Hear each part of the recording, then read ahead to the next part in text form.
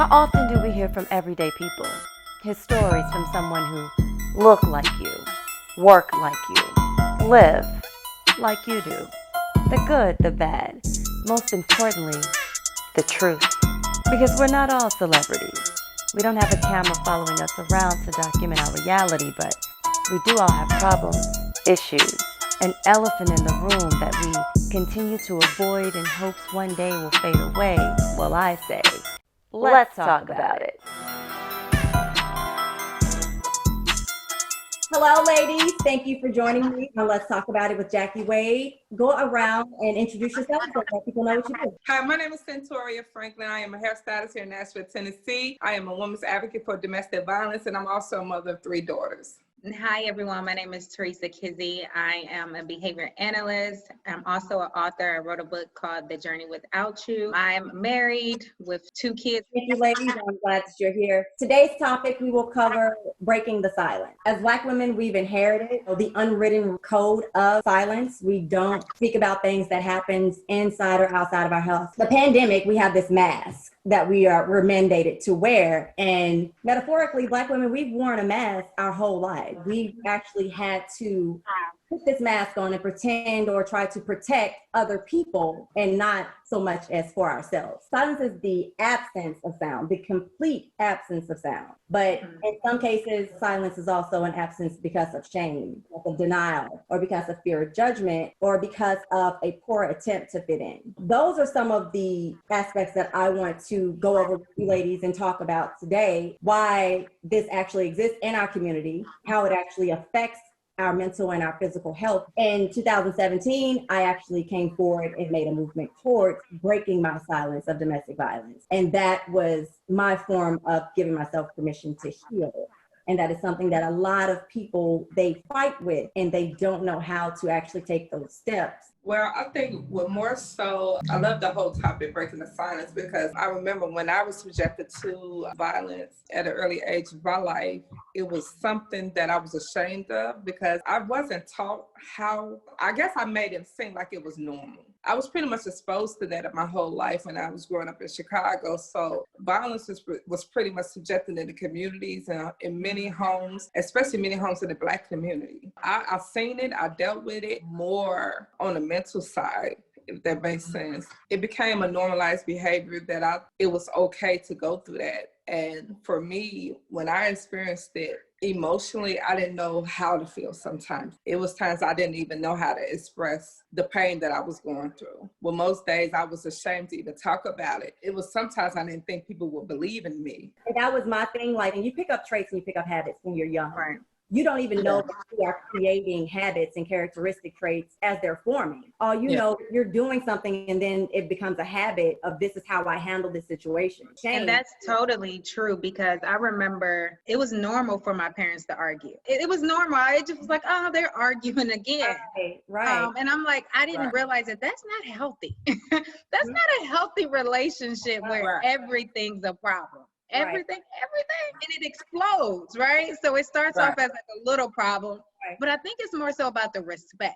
I feel like my parents lost respect for one another, and that's what helped it escalate to the murder of my dad killing my mom. I think it started way before that day. That day was just a cherry on top. But before that, it was normal for chaos.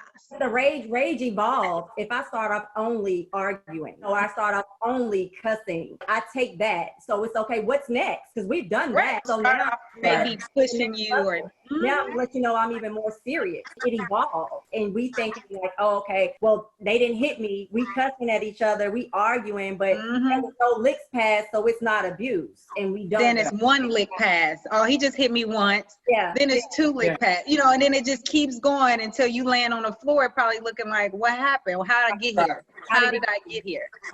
See, well, I think what people forget to realize is levels to everything. It's like it's a phase to it. In most cases, it may start with the little things of bullying. People forget that bullying is like it's one of the signs of abuse too. too. Sense of verbal abuse, being controlled, those little things that we forget to think about are the beginning stages of it. I have always been exposed to that. So I think it's important to even realize that like there's literally phases to this. Some of the traits of the abuser is low self-esteem or intense insecurity and inability to trust others, denial or fault of behavior. So not seeing what you've actually done to this person that you're abusing. You see it as what did you do to provoke? A lot of people. What did you do to get this? Yeah, like What did I say wrong? What did I do?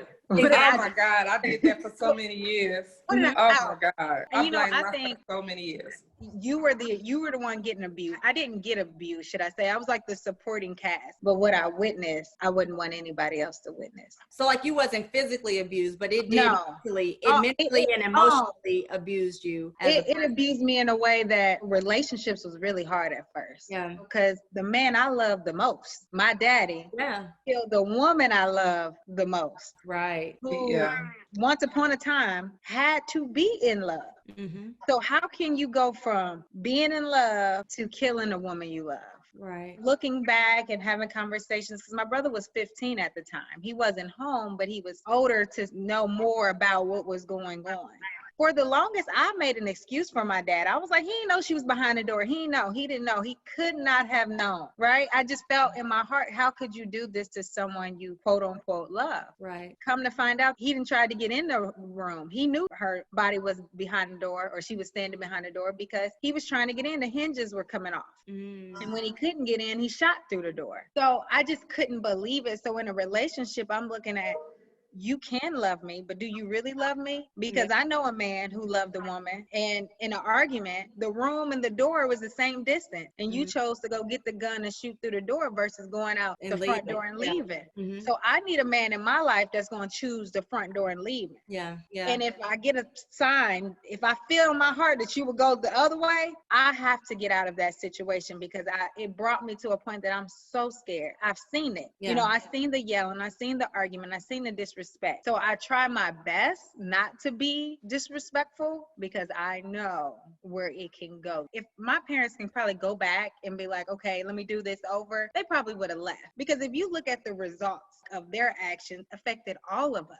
Growing up parentless, you know, if you really can sit down and think, if this went all the way left, who will be affected by this? And I think then we would stop making a decision based on us, right? You would make that decision based on everyone that this affected. And it affected me to a point that I can't even be in a relationship where you raise your voice, because I'm so scared that it can, you know what I'm saying? So I'm like, you know what the final result can lead to. So it's like, I know this information. I know the answers to the test. So I don't even want to go there, because I know where it's going to go. 0 to 100 real quick. So let's just stay at this 0, because I know I skipped 1 through 99. So because of that, you have to know yourself. Like, I can't be with a guy that's bullying or controlling, or because it's not healthy for what I witnessed in my life. I've dealt with different forms of abuse. My epiphany moment was the fact that I became a mother. I'm building character in my child, and still to some form, you still allow it, because like you said, it becomes normal. You've normalized it. So it's not me arguing or me having a debate. That's safe. I've seen arguing throughout my life, but it's that rage evolving, and then this person is building character of, okay, this person treats my mom like this, and my mom stays. So when I have an altercation, when I get older and I become a man, this behavior is okay. I'm telling you that this is okay. This is normal. This happens in people's households. And I learned going through my abusing experiences, my process of healing came from me pointing out, when did I have this point in my life where I felt like I was trying to cover something up? And it pulled back to when I was 9 years old. My older cousin tried to rape me, and I kept that secret my whole life up until when he tried to repeat it. And they were talking about one of my family members, and they were saying, oh, well, her word can't be trusted. And I felt at that moment it was my responsibility to say, she's not lying, because he tried to do it to me, but I kept it secret. And my mom was like, why didn't you tell me? And it was fear. It was shame. It was a lot of things. I was around this person every day at some point. And who says that it wouldn't happen again? Or what would they do to me if I did tell? And that's that silence that we have. So you learned how to keep a very important secret at a young age. Like, oh, I can't tell nobody. Yeah, we think that we can cover it up. I'm like, oh, it's okay. We keep this. This makes people judge me. So I don't tell nobody this because it's, again, what did you do to provoke it? Why did he pick you? We got a lot of girl cousins. Was your shorts too short? Was you showing too much? Yeah, so I think that goes back to the question that you asked earlier about the absence and the shame. The fact that we could keep a secret that major, but how much does that affect you mentally? Exactly. Did it traumatize you?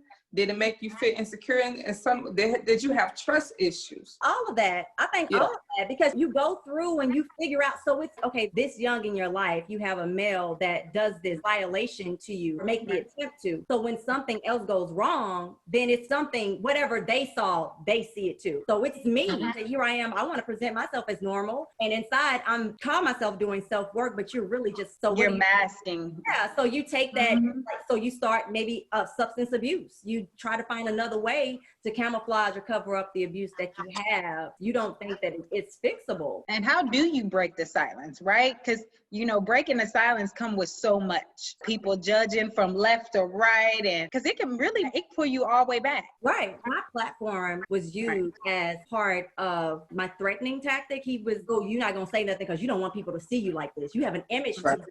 So it was like a trigger. Exactly. And I would think like, yeah, I do. I don't want people to think that, you know, something like this, you don't see me and think something like that would happen to me. You wouldn't see me and think that I would even deal with or accept this type of treatment. And it really, like I said, my son coming in and telling me like, mama, I don't like it. And he's 13 years old, where you have to respect his opinion, where he's like, if this ever happens again, I'm going to do something. And you thinking like, so I'm leaving my son to protect me? That's not how this is supposed to be. But like I said, in previous relationships, before my son was old enough to make that opinion, or when he wasn't around, then I would find ways that I'm just like, okay, this is an argument, or he just mad, or what I do to upset him, I made him jealous. You come up with these excuses. That excuse tool, that's the protection, that Black woman protecting the community. So I'm protecting you, and I'm not telling on you. We have a secret, because I'm not only am I protecting your character, who you are, I'm also protecting my character and who I am. And the Black community as well, right? You know, you don't want to label, you know, a Black man as beating on you, or how do you get it together without making him look bad or making you guys look bad? I think breaking the silence is the hardest thing, but the best thing anyone can do. Right. Like, you're never alone. Even I think for me, when I finally broke silence, I really remember vividly when I was doing a client's hair, and I was like literally broken down, like mentally. And here I am doing someone's hair, but in my mind, I'm like, golly, I am going through a lot. That was in a lot of most cases when I was like triggering so many ways. And I have a client in my chair, and she wants to talk about self-love, and she wants to talk about certain aspects with how to build herself up. And here I am going through this mental abuse with this individual. And I think that last time made me be the person that I am today. Matter of fact, that's the reason why I am the person that I am today, because I took that situation and I said, you know what? I'm going to start something. I'm going to do something that's going to build my confidence up. You know how that goes. When you've been hurt, it's the amazing feeling that we want to go out and do something amazing for someone else to remind them how to heal. Like, this is how I'm healing. Even if it means if I got to help you and you remind me of how to be a better me. And I think that's one of the things of healing, because we have these emotional attachments to these men. We can't get away. It's almost like something just continue to pull us back and forth into that emotional entanglement. That's the new word, the entanglement. And men get abused too. But when you in a situation like that, and when certain triggers scares you, because some triggers, I'm going to be honest with you, it scared me back then, because I didn't know how to deal with it, because I kept that secret and it's so intact. And also sometimes I was just embarrassed or ashamed, because sometimes my family didn't believe in me, that I was going through certain things. But you always know when somebody is literally going through abuse, because you could tell by their behavior. You could tell by how the body language speaks a lot of value without even have to, just to say a word. I like to believe that I had camouflaged mine so well. I don't think anybody knew what I had been going through pre-post. Let's talk about the post. That's how they label it. And it's like, you know, I've been through worse situations than that. Right. That was my bloodshed moment where I'm like, oh, this is tangible. I can see it. It's been a relationship before that one that was kind of like I said, it starts with verbal abuse. You try to tear apart. When I would look in the mirror, I wouldn't see what other people see. I wouldn't see the person with all these accomplishments. I saw the 9-year-old Jackie who was clenching her legs on top of a bunk bed trying to you know, get somebody to open the door so I can run away. That's the person that, like, because people's words can tear you down that much. They teach you in grade school. The sticks and stones may break your bones. The words never hurt you like that. That's the biggest lie. It's the first lie that you tell people, because a person can't, like, even if you say you don't listen, you hear it. So if a person tell you, oh, you ain't shit, ain't nobody gonna want you but me, ain't nobody gonna do for you what I do, like, you hear those and you start to believe them. And it's like, well, it's something, I'm doing something wrong, because why is this person talking to me like that? Then why are you treating me like this? Not knowing that it's because you are just this radiant of light and they're insecure that somebody else may want you. So let me make them think that no one else will want them. So then they'll be too scared to leave. If you leave, do this. You know, ain't nobody gonna be with you. When you think like, oh, well, I stay because this dude might be for real. He might hurt me, and I have a kid to support. So I don't want I don't want to die. And you got dudes killing chicks now. Jealous dudes killing chicks. So you can't. It's like, it's a lot that goes on. But to get back to what I was saying to her, I didn't think nobody saw it. I don't feel anybody saw that I was going through what I went through. I felt like the mask that I was putting on, I felt like I was going out into the world and I put on my smile. I think that's what surprised people so much. That was like, damn. So that's going on. This can happen to anybody, you know, and that was more so my reason for saying I need to take this moment why I'm feeling this way, because if I wake up tomorrow, I'll be like, you know what, it's cool. It was a heated night. No, I need to give myself permission to heal. And the only way that I can do that is to confront what has happened and actually get rid of that protection of me, my brand, how I want people to see me. I'm human. Have I never dealt with abuse since then? Absolutely. But it has given me the position to say, I'm going to stop it here. Like the signs are there. So it's like, no, I'm not going to allow you to do this. I'm not going to allow you to talk this way to me. Even me going public made people feel like, oh, she might host me, you know. I remember vividly when you posted that. And, you know, I've been, you know, advocating for domestic violence for a long time. And when you posted that, I was like, how is this one of those moments? Like, oh my God, you know, it's like, oh my God. So my first reaction, like, okay, let me reach out to her. Let me see if she okay. It's just one of those moments, like you mentioned, sometimes we walk around like, I'm a happy individual.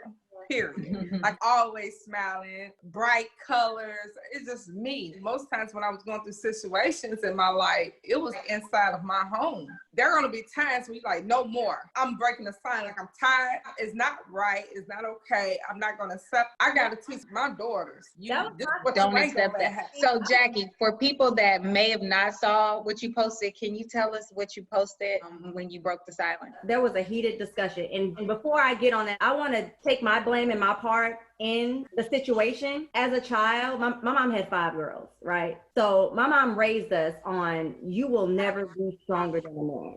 So never hit a man, don't play hitting with him. Right. Don't play any type of hitting with a man. So my tool of life is, I've sharpened my tongue. It's tip-top sharp. I have a smart mouth, and that's my defense mechanism. So I am a verbal abuser. I verbally abuse. I will take your weaknesses. I will take things. I will listen to your insecurities, and I will throw them in your face in an argument to where I get involved that rage, because you got to do something. And if your words aren't stronger than mine, if they're not sharper than mine, you're going to lose. Then what else can you do? You're gonna lose. Crack this bitch up. I love that. Oh my God. Yeah. And you ain't, and that's so funny you say that, Jackie, is because my mom, I mean, it was normal to hear, shut the fuck up. Who you talking to? Right. You can't beat me. You cannot. You're going to lose every time. Because I register. You can hear how people talk and know their insecurities just by how they say little stuff. Yeah. Right. And I can't believe, you know, and I'm like, oh, okay, trigger. So whenever the next argument, you got, Yeah. I got a library and I'm gonna give it to you. So it's like, Right. shut this bitch up, you know. Yeah. I love your vulnerability. Oh my God, Yes. I absolutely love that. Yeah. Yes. And that night, it's like we toe for toe, you know, and it's liquor was involved, threats going back and forth. Do I remember what I said last? I do not know. All I know is that this dude was like, shut the fuck up, and threw a remote. He didn't physically strike me. He threw a remote and the remote busted my lip. You would think that a remote, it ain't a sharp object. You wouldn't think it would do that. It probably would have just put a big swole knot on my head, but it busted my lip. It shattered the coffee table and he left. I think the panic, like to see that I have hurt her, he panicked and left the house. So it left me just going through the house. I couldn't find my phone. I couldn't find anything, and my son would sleep in the next room. We had altercations before, so when the police came, they was like, "Where is he? Where is he?" Because the police was just like I said, it's never been that massive. It's just been, you know, little arguments here and there or whatnot. So I'm looking in the mirror, and I can't cover up how I look. And I don't want to explain it later. People are going to, what happened to your lip? Oh, did I fall? Because if I fall, that's that cover up, that protection. It was that moment where I was like, in order to hold myself accountable and hold that party accountable as well, the best thing for us to do is to separate, and I need to start my healing process. If I had never made that post, I can't honestly say that he would have left or we would have ever just like split. We would have woken up the next morning and he would have done something nice and would have acted like it never happened again because it evolved. So the first time that you cuss a person out and you say, oh, you ain't gonna talk to me like that, and you say, I'm sorry, and you do something nice, then it's like, okay, that was a mistake because we went this long before it ever happened. No, this person is comfortable with you and they're feeling like now I can go a little bit further. She's taking this with me.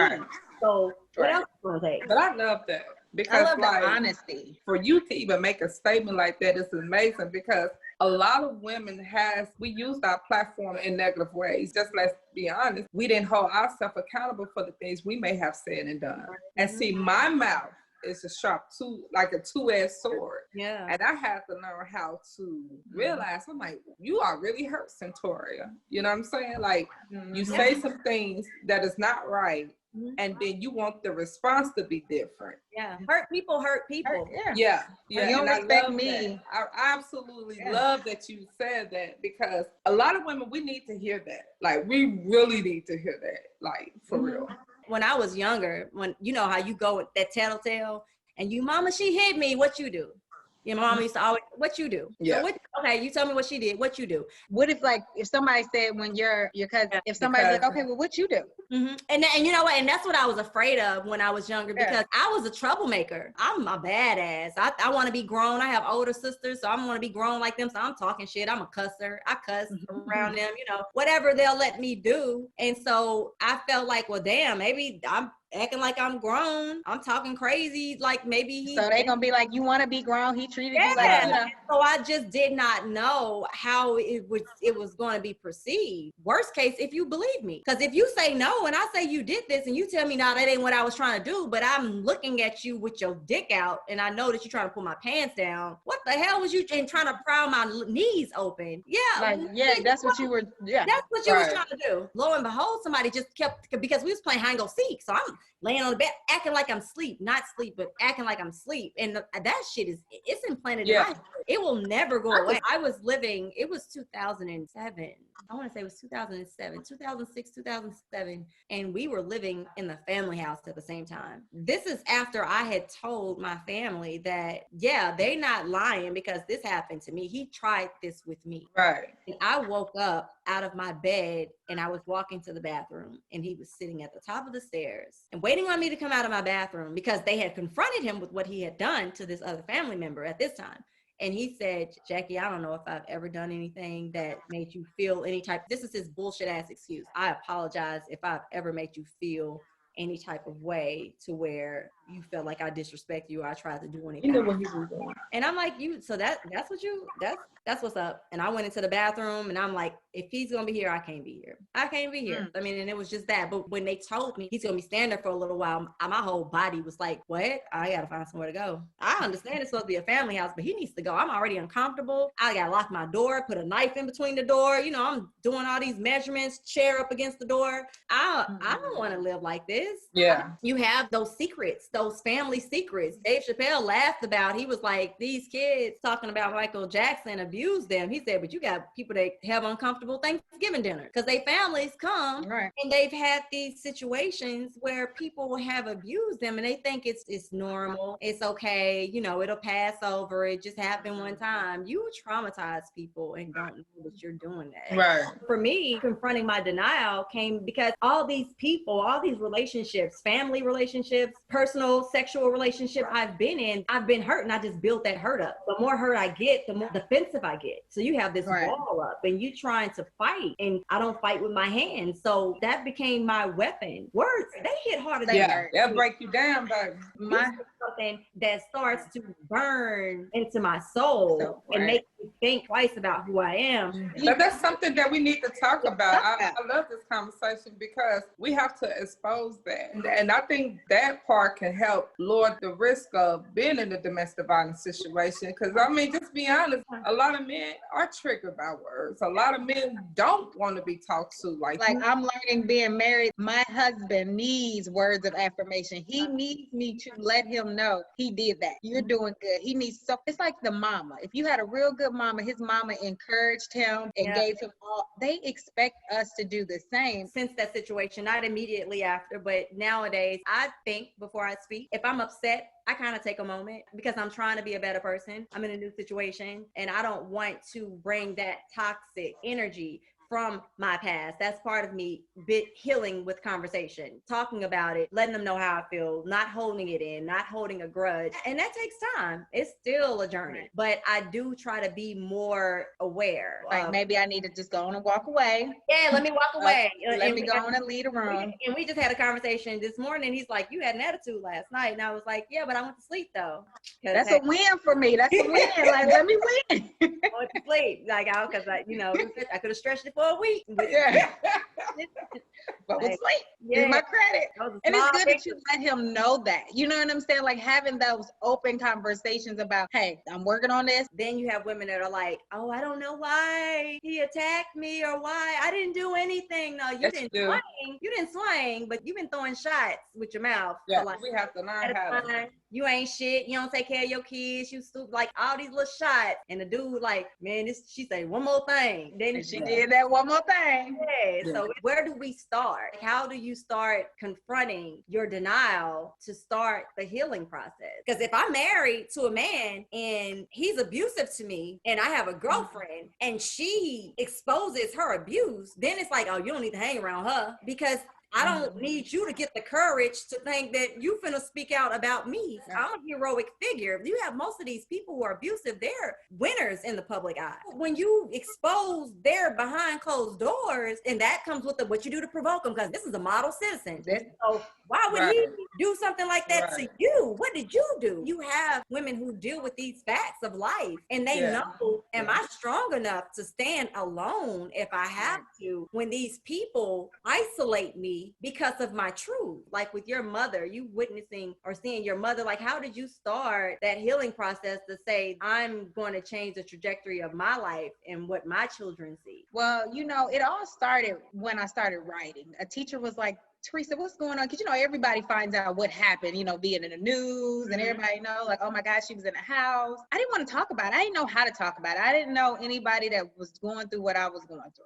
So a teacher told me, she was like, Teresa, if you don't want to talk about it, how about you just write it down?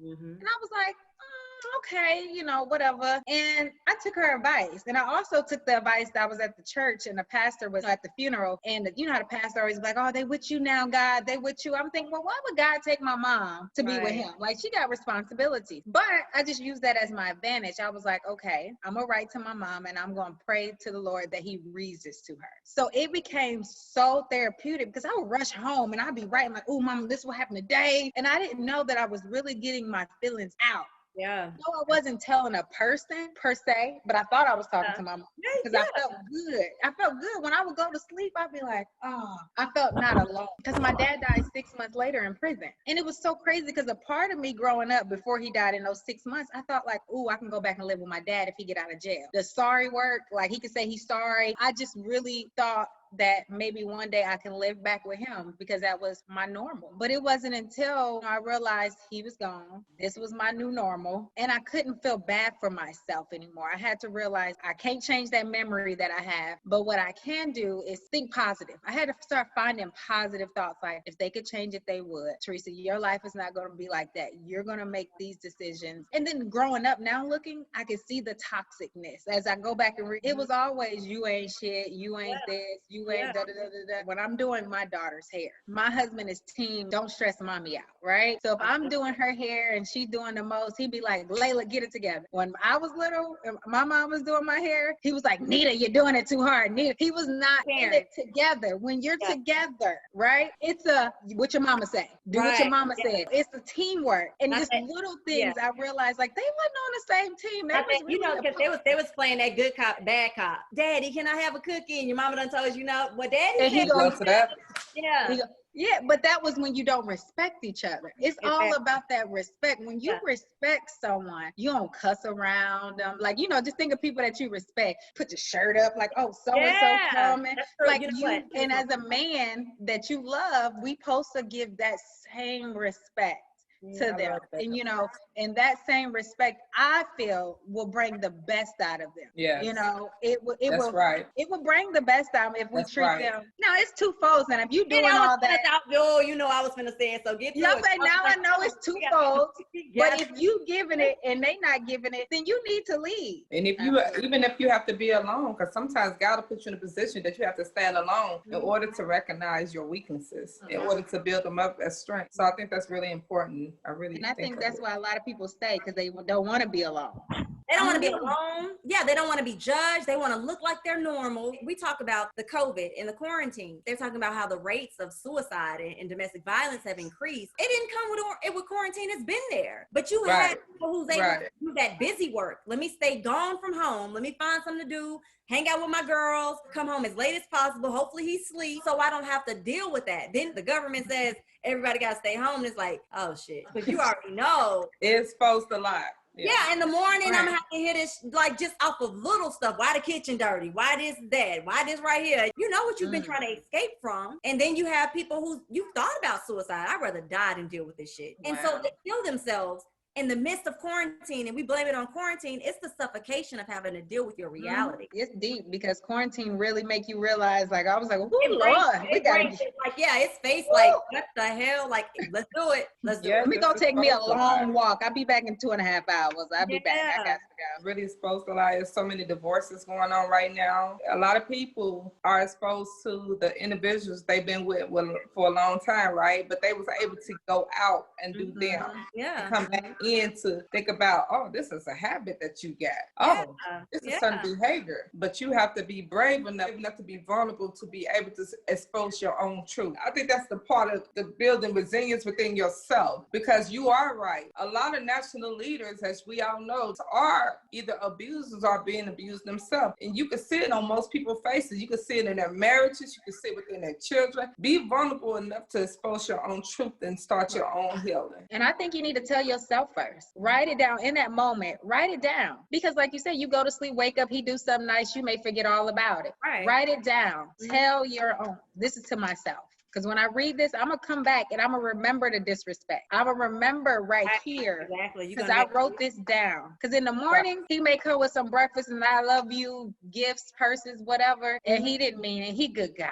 Yeah, you mean the world to me with a dozen roses and life's going to be great. Y'all go out on a trip and you come back and be like, you know what? I was forgiven. All good. Now you posting on social media, winning. Yeah. And really you losing. Like this nigga, right? She don't know what she want to do. She with him. She ain't with him. Like, what is you? What is And that's the thing. Right. That's another thing why people don't tell, because you don't know. You're not fully committed. You're not ready. You're not ready to live with it. That's that comfort, that security. You don't know how much what that person is providing in your life, and it's like I have to take this because this supplements this. If you start weighing the yeah, odds, you providing, like, am I going to find somebody else to provide for me the way that this person does? And if I do, how long am I going to have to support myself before I find a person that get to this level? How am I supposed to? So you just take.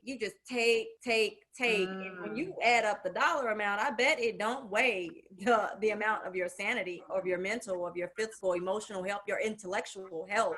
All these health risks that you're taking, you're demolishing yourself on the inside. That's the same thing with these women. You look this way, and because you look this way, you shouldn't go through this stuff. You have women who they restructure their bodies to try to have that outer perfection, but you're still mentally drained. You're still going through whatever you were going through before you laid on that table. You're still going through that.